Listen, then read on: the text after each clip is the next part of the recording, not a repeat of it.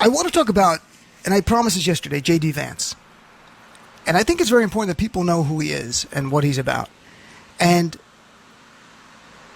I don't know if it'll have an impact in the election. Typically, the vice presidential candidate, unless they really drag down the presidential candidate, and the most glaring example, of course, Sarah Palin.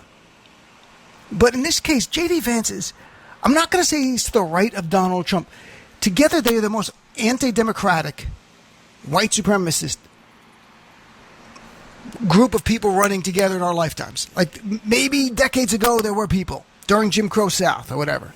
So let's talk a lot about JD Vance here.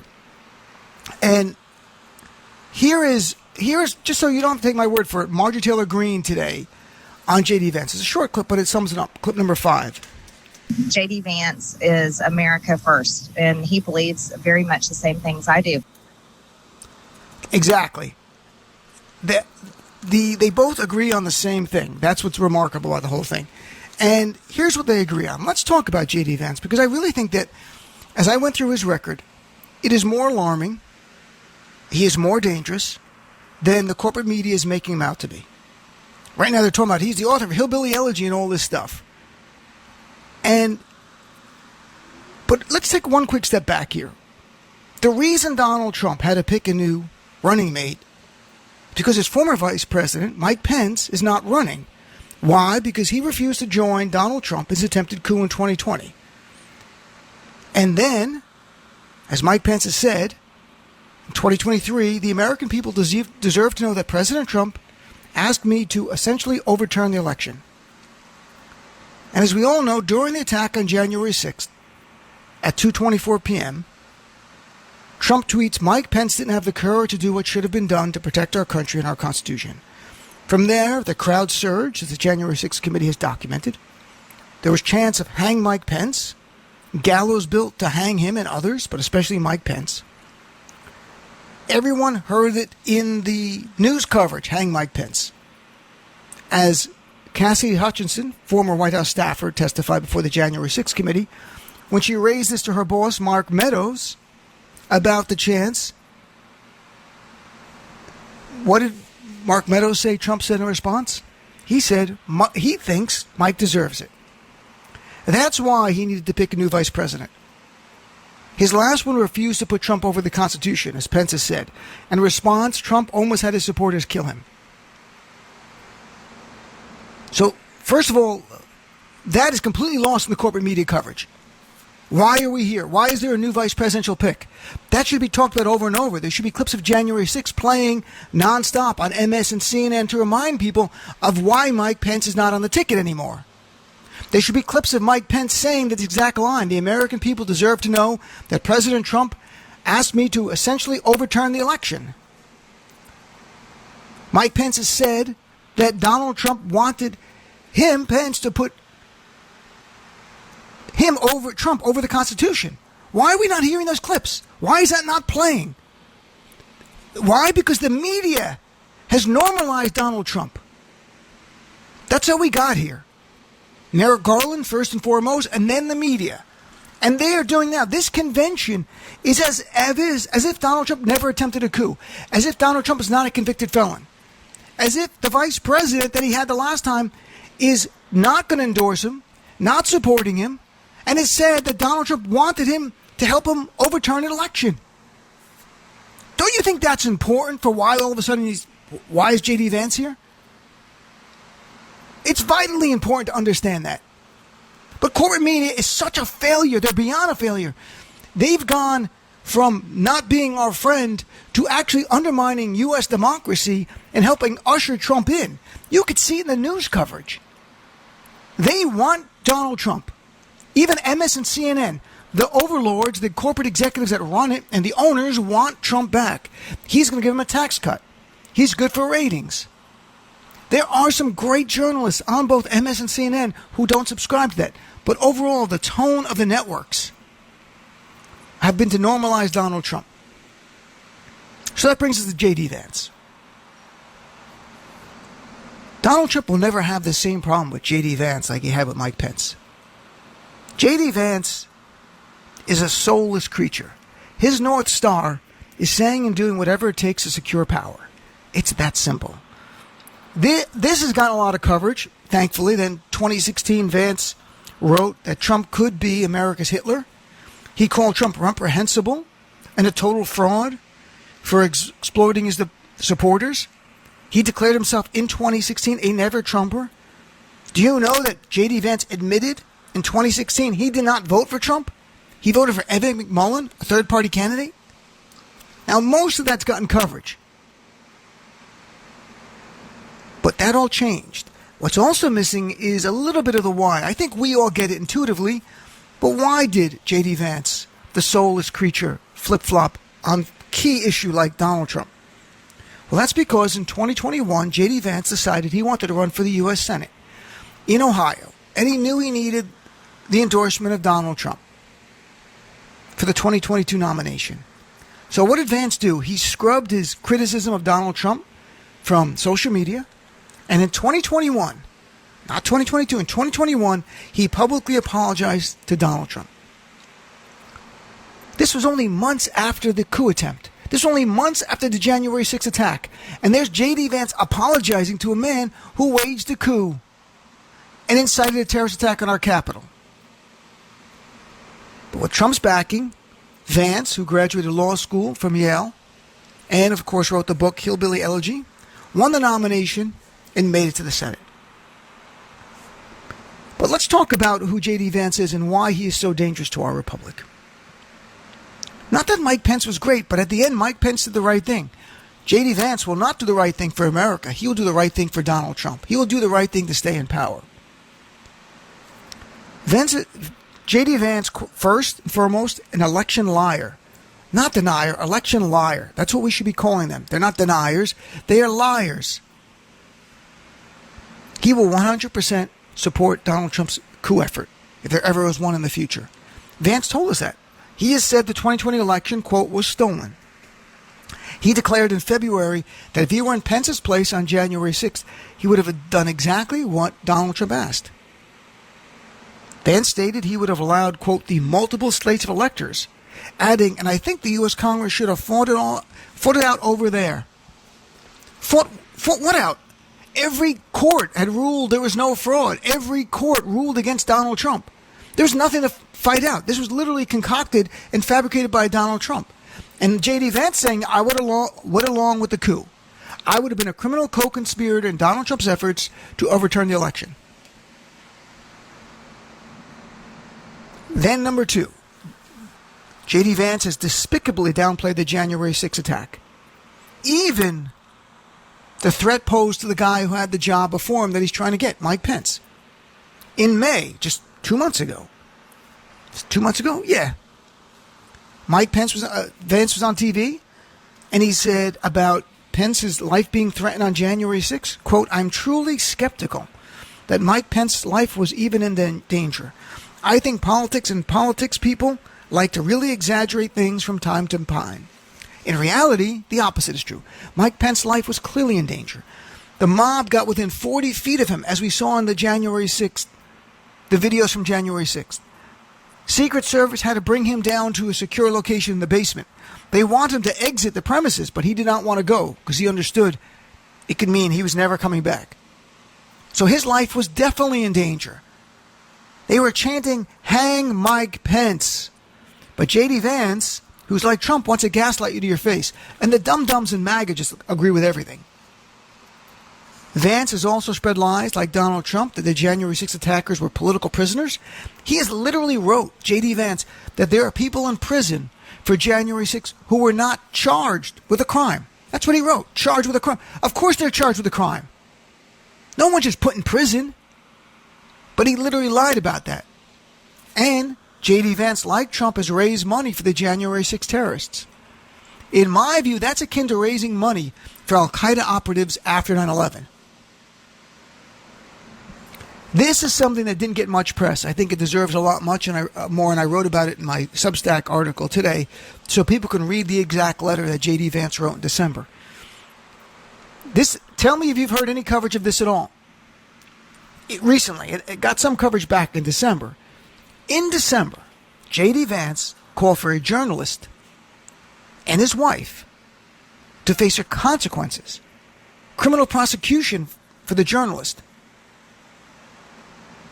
JD Vance wrote on Senate letterhead a letter to the Department of Justice that demanded a criminal investigation into journalist Robert Kagan. What was Kagan's alleged crime? He had written an op-ed for the Washington Post that warned the United States faces the possibility of a dictatorship if Trump is returned to the White House. JD Vance jumped into pitbull mode, sent a letter to DOJ asking for Robert Kagan to be criminally investigated for writing this op-ed and actually citing federal criminal statutes that he said that Robert Kagan may have violated by writing an op-ed.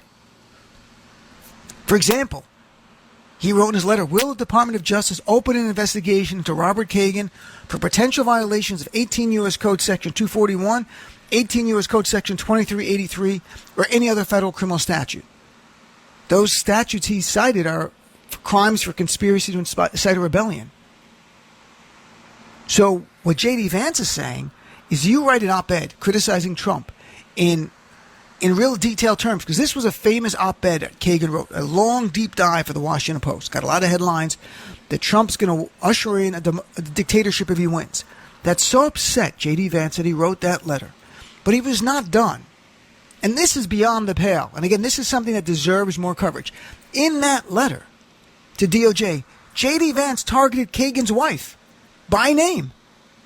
He wrote, my understanding, Robert Kagan's wife, Victoria Nuland, is a senior administration official charged with reviewing our nation's most sensitive national security information.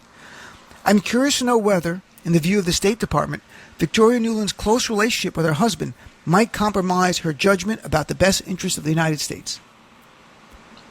Yep.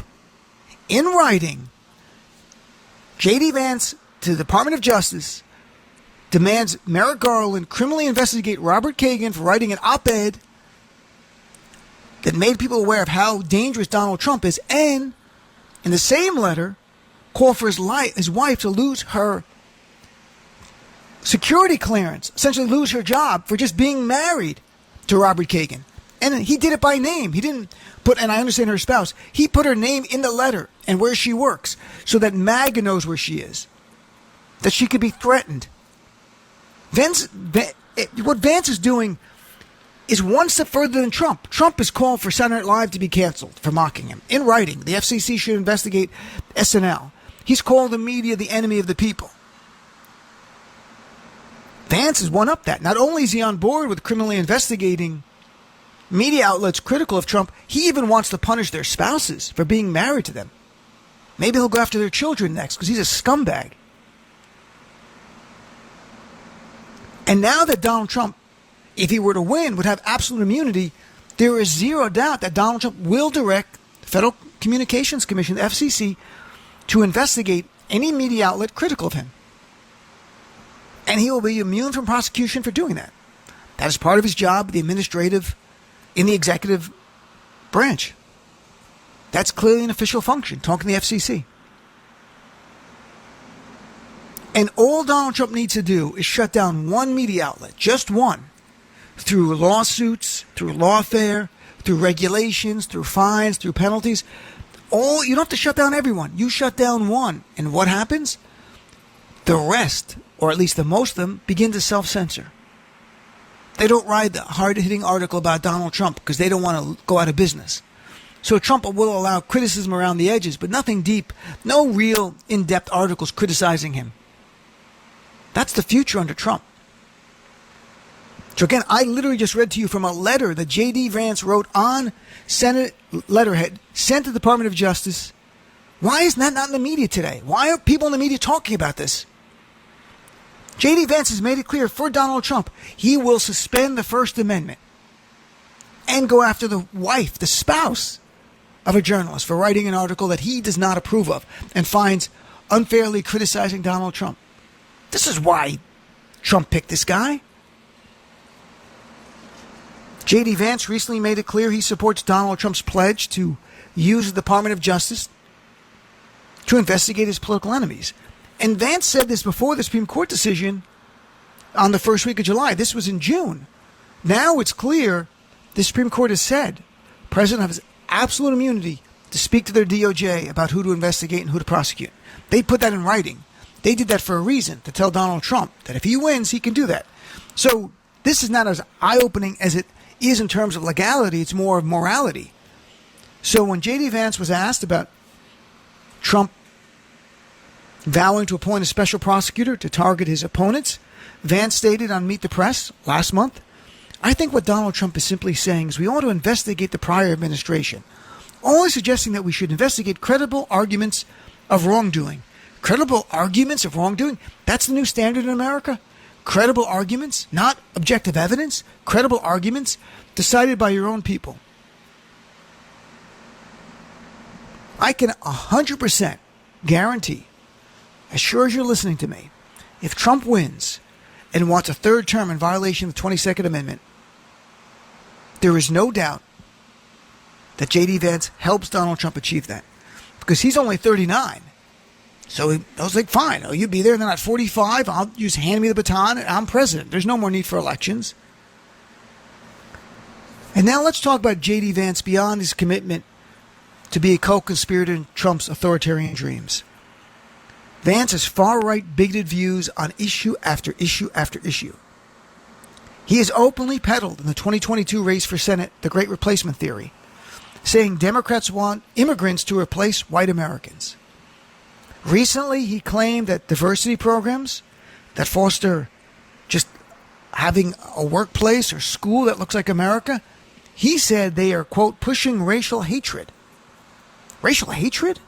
What he means is anti-whiteness. That anything that allows diversity and furthers diversity is actually anti-white.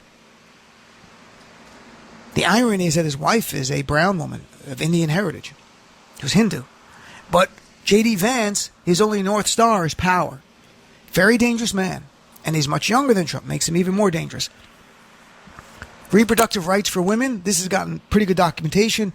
Vance has referred to abortion as murder, campaigned against the Ohio ballot referendum last year. As a Senate candidate, he rejected exceptions for rape, saying, quote, I think two wrongs don't make a right. So that's what he said then. Now he tries to soften his views. No, his views are very clearly, I don't think two wrongs make a right. And he added, it's not whether a woman should be forced to bring a child to term. It's whether a child should be allowed to live, even though the circumstances of that child's birth are somehow inconvenient or a problem to the society. So if you're a woman who was raped, you got to carry your fetus to term. Too bad if it's inconvenient. JD Vance doesn't want to hear about your inconvenience. Or if you're just a woman, you've not been raped, you got pregnant, you don't want to carry a child, you're not ready for a child. Sorry, you are forced to carry that fetus to term. On LGBTQ issues, The Advocate has a new article out. The headline says it all. JD Vance, horrendous record of homophobia and transphobia. It's off the charts. He's only been in the Senate for a year and a half. If you can find an anti-LGBTQ piece of legislation, he has sponsored it. He opposed marriage equality being codified as law. He opposes laws that bar discrimination against the LGBTQ community. Numerous legislation he's supported that target the transgender community. And in 2022, he tweeted calling people who support the LGBTQ rights groomers, saying, I'll stop calling people groomers when they stop freaking out about bills that prevent the sexualization of my children. So he is gleeful. This is just 2022. If you're an ally of the LGBT community or you're a part of the community, you're a groomer. And he's not going to stop. About Project 2025, Vance has said, I reviewed a lot of Project 2025. There are some really good ideas in there. Oh, yeah, I'm sure there are to you. Vance is always also pro-Putin. Very pro-Netanyahu. The more you read about JD Vance, his words and record, the more you understand how dangerous he is. JD Vance is one more glaring reason why we must defeat Donald Trump this November. Neither of them should be in the White House. Neither belong in the White House. So my question is, do you think JD Vance and his record, which objectively is to the right of Trump on many social issues, and their match equally in terms of anti-democracy, pro-Putin, How helpful is it to talk about JD Vance? Do you think it could help? Do you think ads with JD Vance's words on camera criticizing Trump for 2016 can be helpful now in 2024? Does that potentially resonate? And what's your reaction to the RNC and what's going on? So let's take a break. We have extra time for calls again tonight because it's RNC week. I know a lot's going on. People wanted to get through yesterday. They couldn't. So we're going to go right to 7:30 again with phone calls Eastern time. Let's take a break. Come back and take your calls right after this.